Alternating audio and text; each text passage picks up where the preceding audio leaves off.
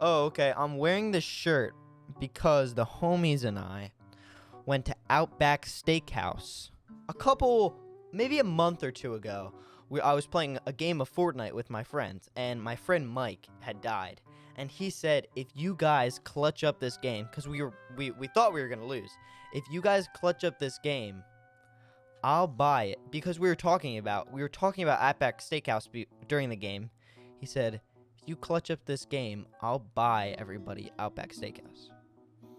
And you know what?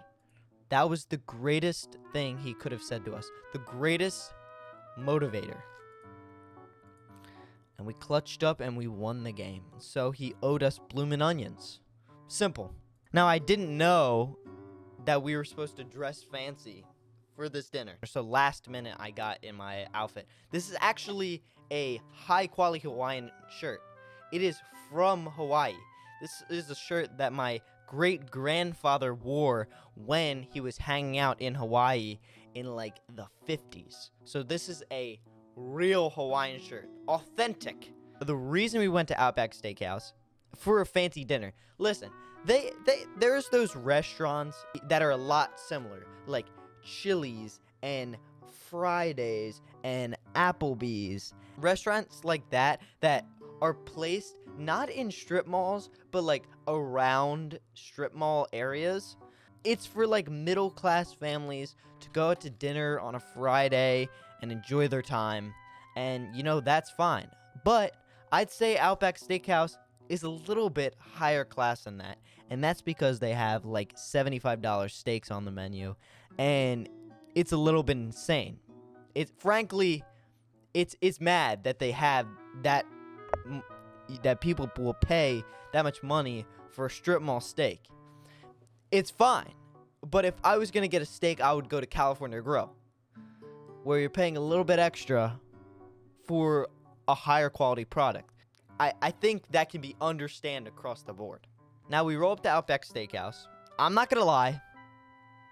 We're the only white people there. Not that it matters, but in the outfits we were wearing, just think it was a group of guys that were just like me. We stood out. We stood out a little bit. Not that big a deal. We put our names in. We walked out. Played a little football with a water bottle outside of the Outback Steakhouse while we waited. We got in. We got a table. Now the waiter at this restaurant was the nicest guy you could ever ask for. What was the joke that he said to us? Oh, all I remember is that Gavin ordered food and he said, you know, this steak, that's a fan favorite. I mean, at least a fan favorite of mine. You know, classic. He made the classic waiter joke. Grant, my parents never woke up. Oh my god, I didn't even get to that part of the story. So, I can just skip ahead. We had a great meal at Outback Steakhouse. I'm just realizing now that I left my food somewhere. I don't know where my box of food is. Somewhere. Great meal. Ordered way too many bloomin' onions. We ordered 2, and we really only needed 1. We actually had a whole extra bloomin' onion that we split between us, and that's why I'm saying I have no idea where my box of food is.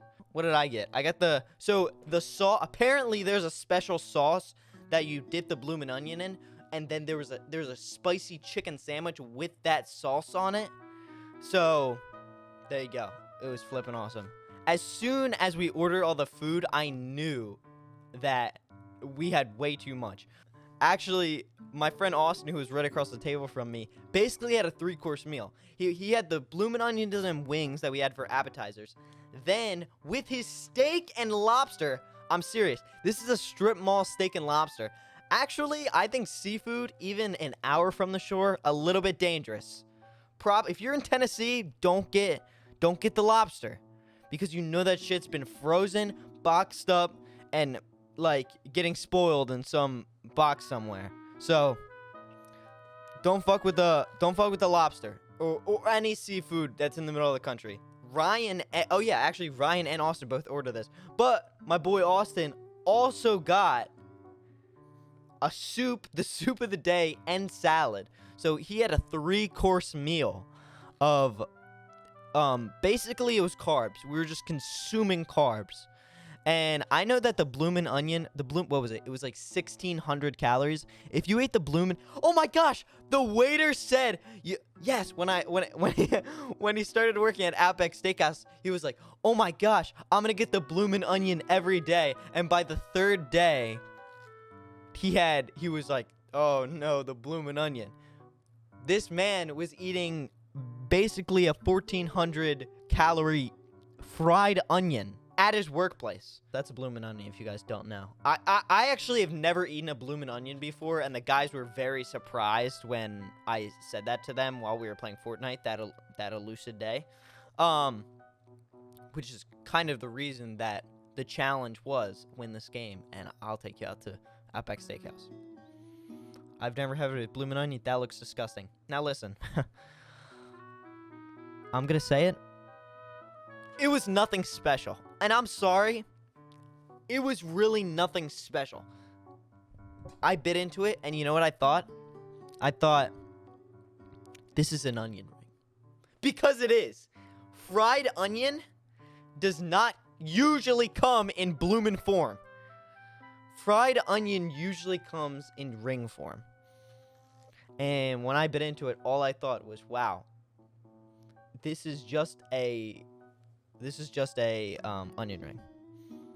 Oh, also we were like the last people to leave, so because we rolled up at like 7:45 and got in at 8, and we were probably there for like an hour and 45 minutes, and the place closed at 9. So we were there until like 9:45, and they were begging us to leave. Like the tables around us, they had put the chairs onto the tables like when they're closing up shop at night so that they can mop properly. That's how late we stayed. Kind of embarrassing, honestly. And we left. We got home. We watched Too Hot to Handle. Now we have been enjoying Too Hot to Handle on Netflix. The whole friend group. Now it kind of seems like a bachelorette show where mostly there would be a female audience, but the guys love it. The guys love the show. Shout out to Chase. Let me show you this hunk of a man. Chase, Too Hot to Handle.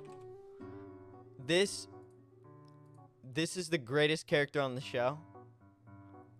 Look at this dude. Greatest character on the show. Now, oh crap. The one, who is this? Well, she's probably gonna show up. Yeah, he's a professional football player. What's the guy? Oh, this guy. Oh crap. Marvin.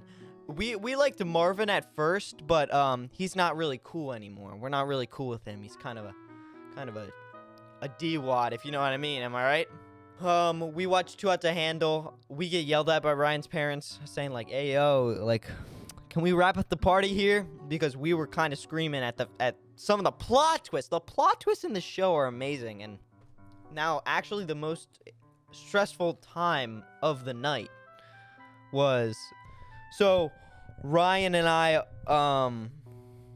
all the boys have to leave. We have basically Austin's the only one that can drive home because he's 18. He has a car. I didn't bring my car. We're at Ryan's house.